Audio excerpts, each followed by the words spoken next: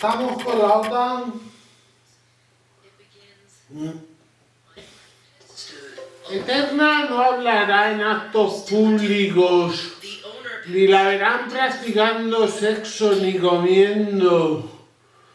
Esto ha sido como el territorio tiene Eterna. Él deja de contar. Cuando le dais con plomo el generador. Pero la fe, la fecha. Though I than he may longer live, he longer must than I, for I have but the power to kill, without the Su antepasado vivió una buena vida y ahora está en un It's marrón. ambiguous and confrontational poem, and I feel like it's blurred in something, like a miasma of rage, pointlessness. Rage against what, though? It seems like it's a really powerless sensation that Dickinson is talking about there. The speaker can kill, but has no power over herself, no power over her own life, even to die. She seems trapped, languishing, but in a fury of darkness.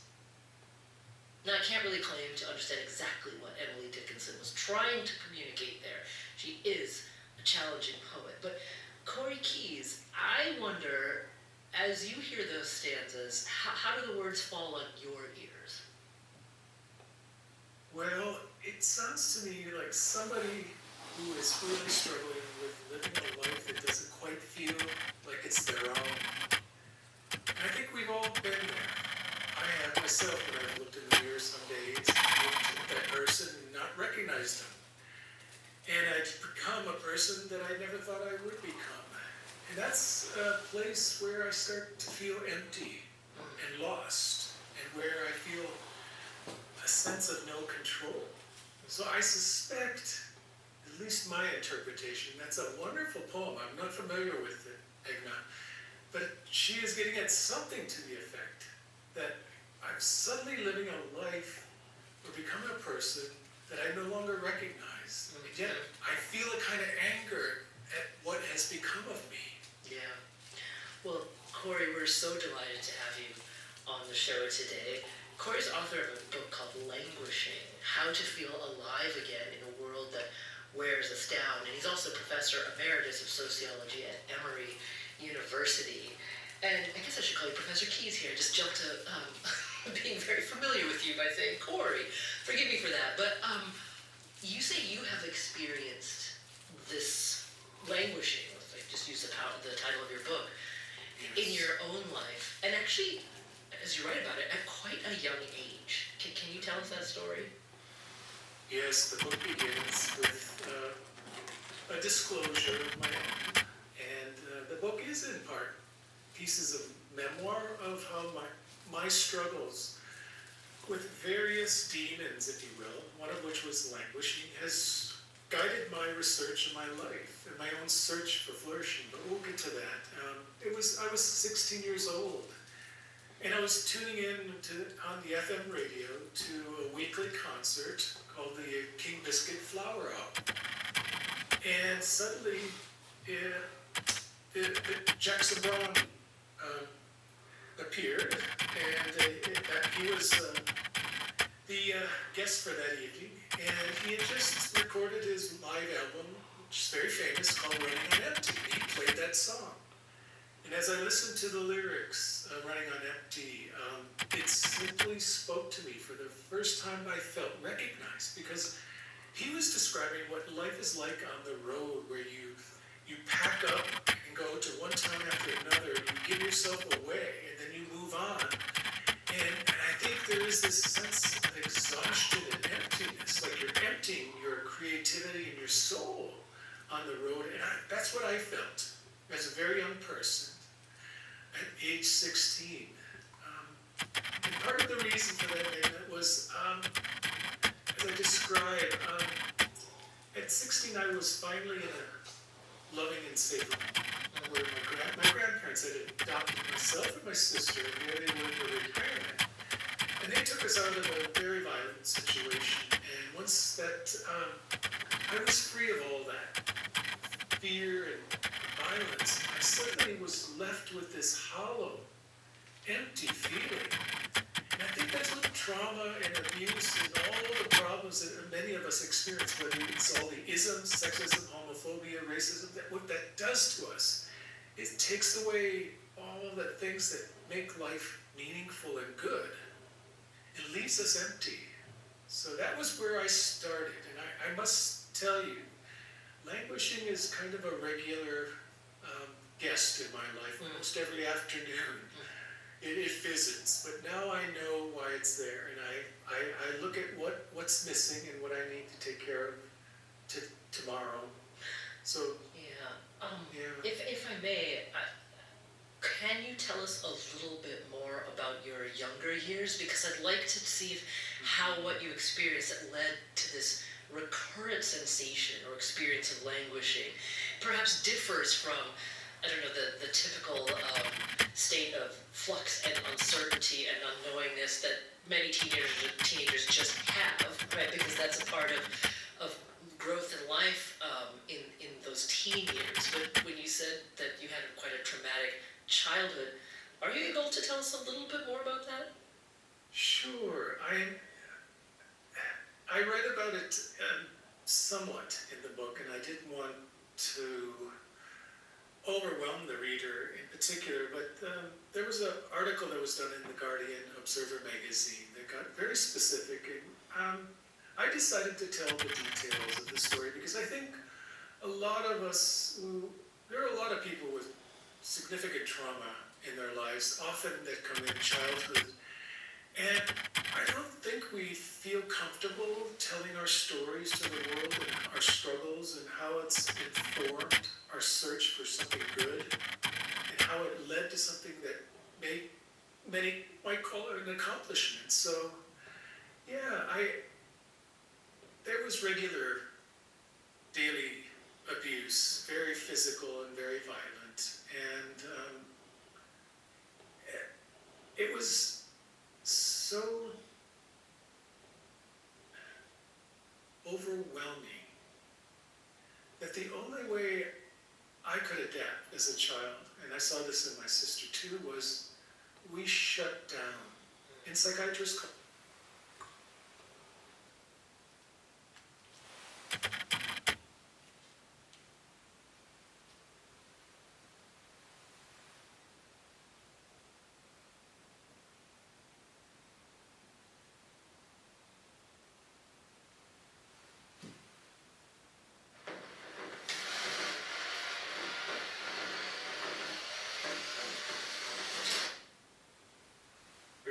waiting for the next bad thing to happen. And so it takes so much energy to survive in those kinds of environments that you don't realize that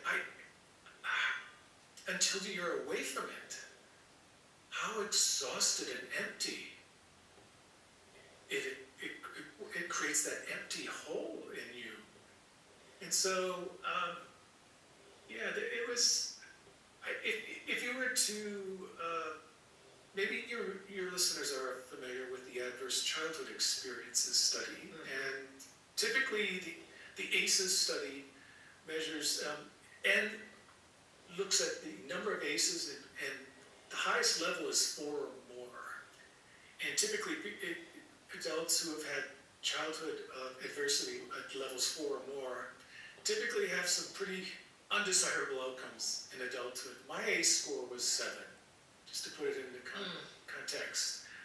I don't know how my sister and I survived, but we're not the only survivors.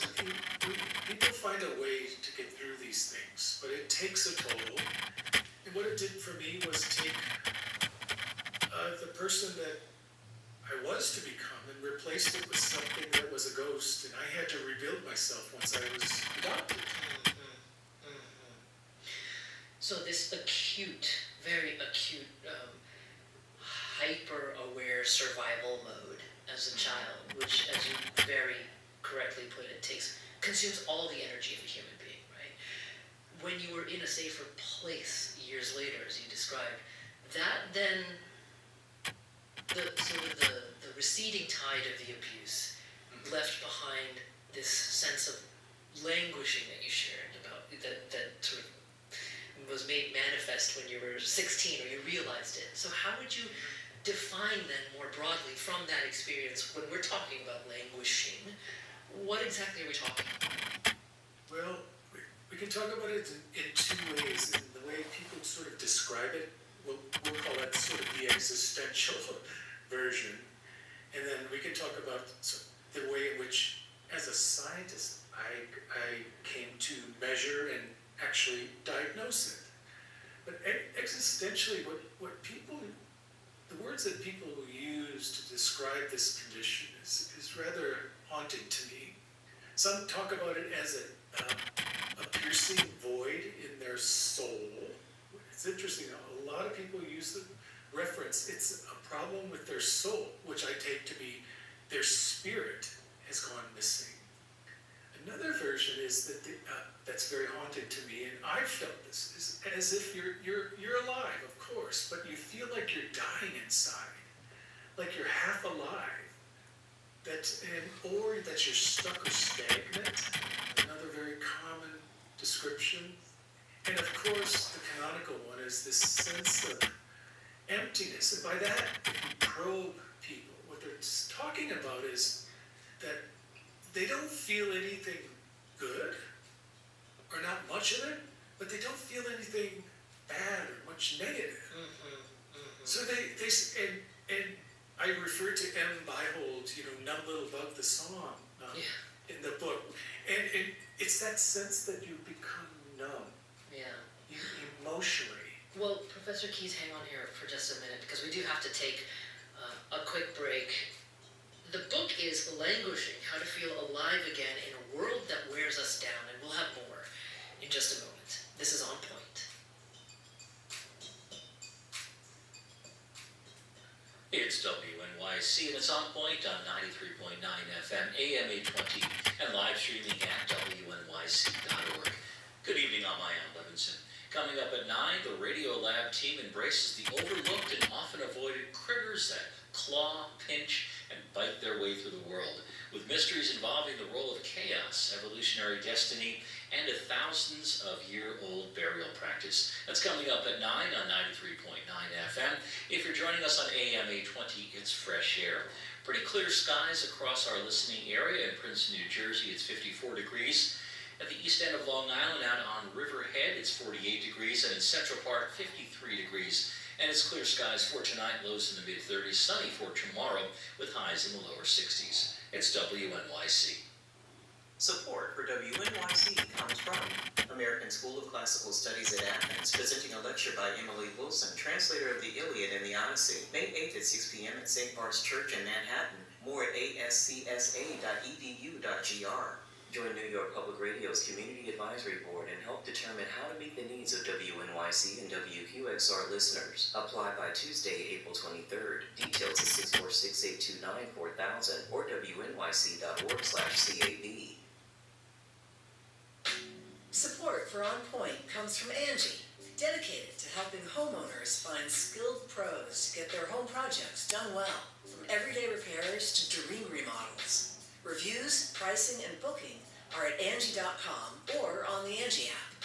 And the Elliott Hotel, a luxury boutique hotel located in Boston's historic Back Bay, surrounded by universities, high tech, and Boston's cultural and sporting events. ElliottHotel.com.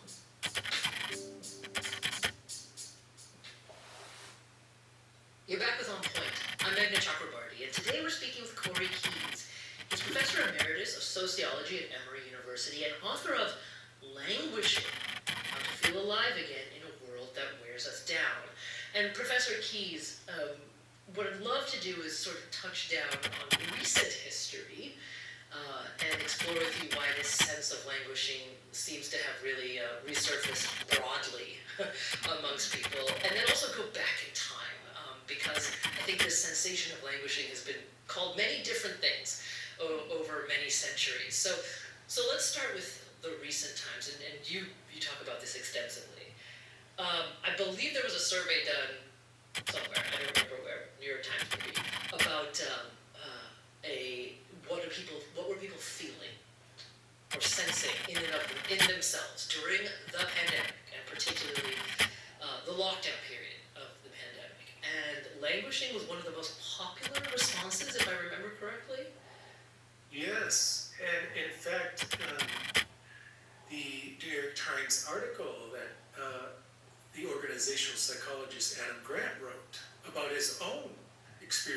languishing was the most read article in 2021, not just in the United States, globally.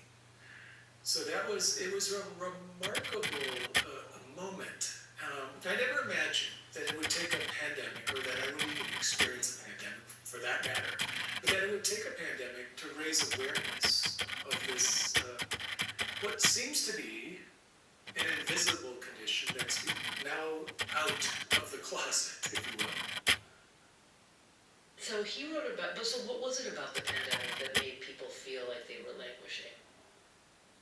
Well, I think what happened was that people who would not have normally been at risk for this condition, if you will, people who love their jobs, who are engaged at work, engaged with life, they're part of their community, and so forth. They had a lot of good things going on.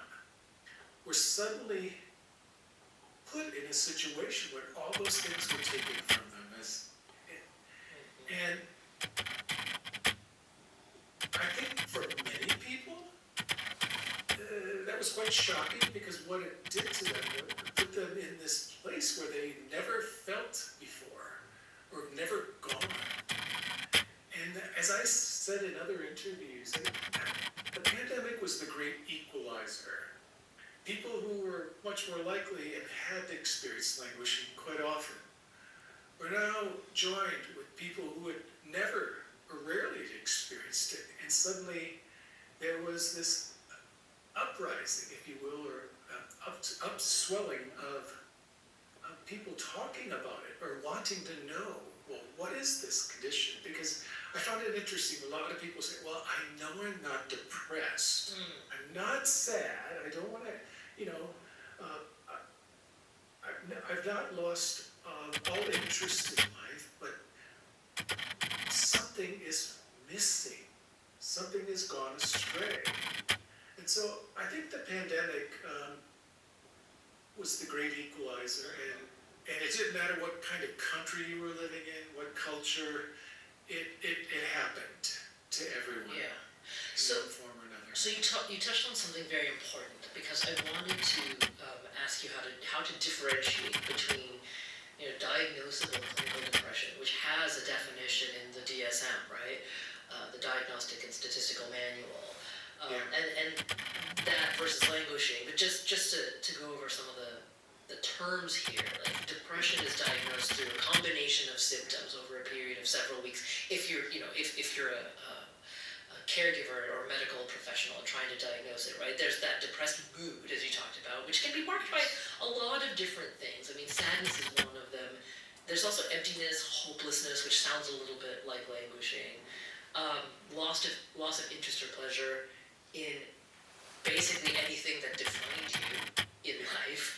And there's insomnia, hypersomnia, fatigue, feelings of worthlessness, decreased concentration, and of course, suicidal ideation.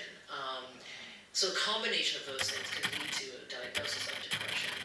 But you're saying clearly that languishing is different than that, because it's less of a void of happiness and more of a sense of emptiness without the chronic sadness or worthlessness.